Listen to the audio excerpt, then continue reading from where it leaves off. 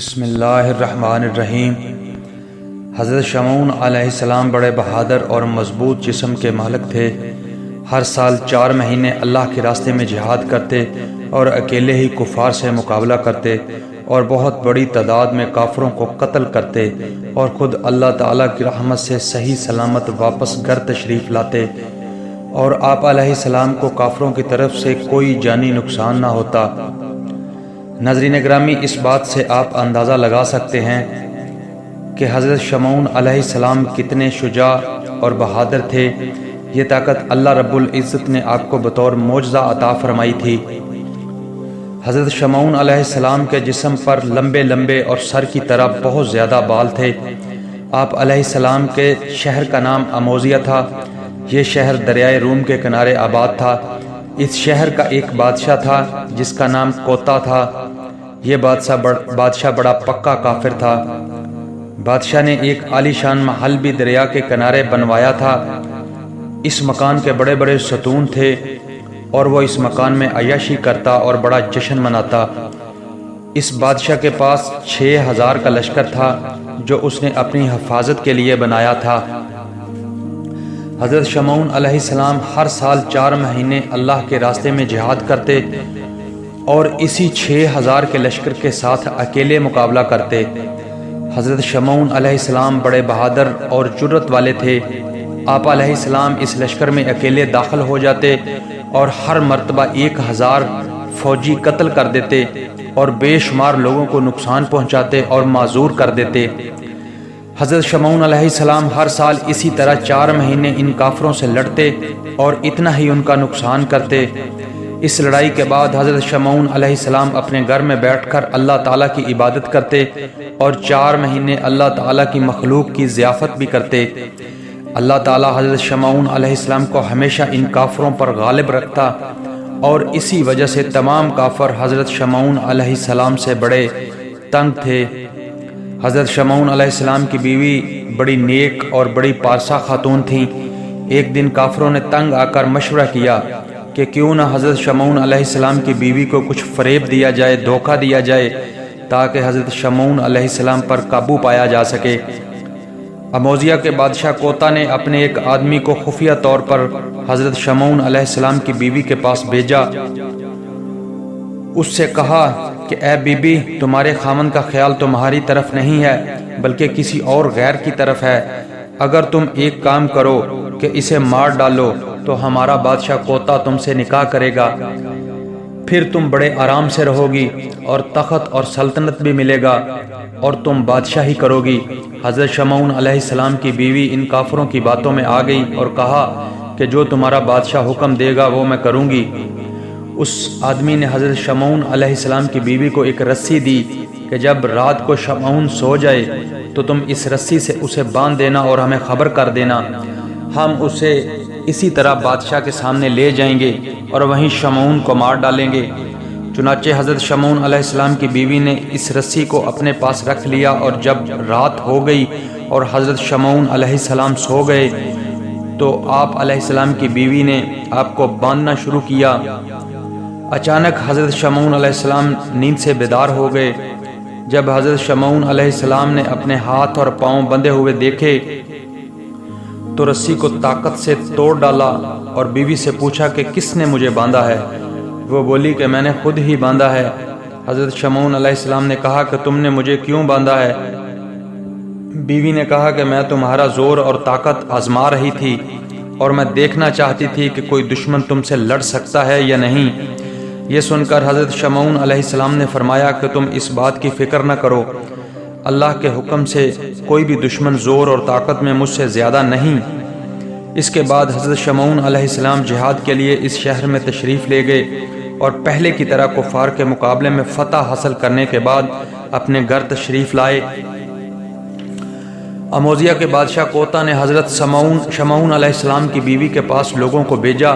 بیوی نے کہا کہ میں نے شمعون کو رسی سے باندھا تھا لیکن زور اور طاقت سے اس نے رسی کو توڑ ڈالا۔ بادشاہ کے لوگ واپس بادشاہ کے پاس تشریف لے گئے اور سارا واقعہ بتایا۔ پھر بادشاہ نے بہت سا مال اور دولت دے کر اور ایک لوہے کی زنجیر دے کر لوگوں کو حضرت شمعون علیہ السلام کی بیوی کے پاس بھیجا کہ رات کو شمعون کو اس زنجیر سے باندھ دے اور ہمیں خبر کر دے۔ حضرت شمعون علیہ السلام کی بیوی نے آپ کو لوہے کی زنجیر سے باندھ دیا۔ جب حضرت شمعون علیہ السلام نیند سے بیدار ہوئے تو آپ نے اپنے ہاتھ اور پاؤں لوہے کی زنجیر سے بندھے ہوئے دیکھے۔ یہ دیکھتے ہی حضرت شمعون علیہ السلام نے اپنے ہاتھ اور پاؤں سے زور دیا تو وہ لوہے کی زنجیر بھی ٹوٹ گئی۔ اس بات کی خبر بادشاہ کو دی گئی تو وہ بڑا حیران اور پریشان ہوا کہ لوہے کی زنجیر سے زیادہ تو کوئی چیز مضبوط نہیں۔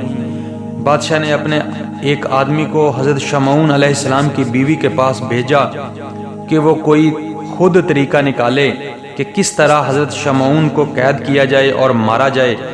آپ کی بیوی نے کہا کہ صبر کرو اور مجھے کچھ وقت دو، میں کچھ کرتی ہوں۔ ایک دن حضرت شمعون علیہ السلام لڑائی سے واپس گھر تشریف لائے تو بیوی سے ہر طرح کی باتیں کرنے لگے۔ بیوی نے کہا کہ اللہ نے آپ کو بڑا زور اور طاقت عطا فرمائی ہے، آپ مجھے یہ بتائیں کہ کوئی چیز ایسی بھی ہے جس سے آپ کو باندھا جائے اور آپ اسے طاقت سے توڑ نہ سکیں۔ حضرت شمعون علیہ السلام نے فرمایا کہ تمہیں اس سے کیا مطلب ہے اور تم یہ کیوں جاننا چاہتی ہو؟ آپ علیہ السلام کی بیوی نے کہا کہ میں یہ جاننا چاہتی ہوں کہ آپ سے زیادہ بھی کوئی طاقتور چیز ہے جس کو آپ توڑ نہ سکیں۔ یہ سن کر حضرت شمعون علیہ السلام نے فرمایا کہ ایک چیز ہے جس سے تم مجھے باندھ سکتی ہو، وہ میرے جسم کے بال ہیں، ان بالوں کو میں نہیں توڑ سکتا۔ یہ سن کر حضرت شمعون علیہ السلام کی بیوی نے رات کو جب آپ سو گئے تو آپ کو بالوں سے باندھ دیا۔ حضرت شمعون علیہ السلام جب نیند سے اٹھے تو یہ دیکھا اور کہنے لگے کہ مجھے کس نے اس طرح سے باندھا ہے؟ بیوی بولی کہ میں نے باندھا ہے اور میں تمہاری طاقت آزمانا چاہتی ہوں۔ حضرت شمعون علیہ السلام نے بیوی سے کہا کہ آؤ اور میرے بند کھولو۔ بیوی نے کہا کہ پہلے بھی کئی مرتبہ میں نے آپ کو باندھا ہے لیکن آپ نے اپنی زور اور طاقت سے اسے کھول لیا، اب بھی کھول لیں، اب آپ مجھے کیوں بلاتے ہیں؟ حضرت شمعون علیہ السلام نے کہا اگر میں ذرا بھی ہلا اور زور لگایا تو میرے بدن کی ہڈیاں درہم برہم ہو جائیں گی۔ آپ کی بیوی کو جب معلوم ہو گیا کہ آپ کے اندر بالوں کے بند کھولنے کی طاقت نہیں تو آپ کی بیوی نے بادشاہ کو خبر کر دی۔ یہ سنتے ہی بادشاہ نے 1000 لوگوں کو بھیج دیا۔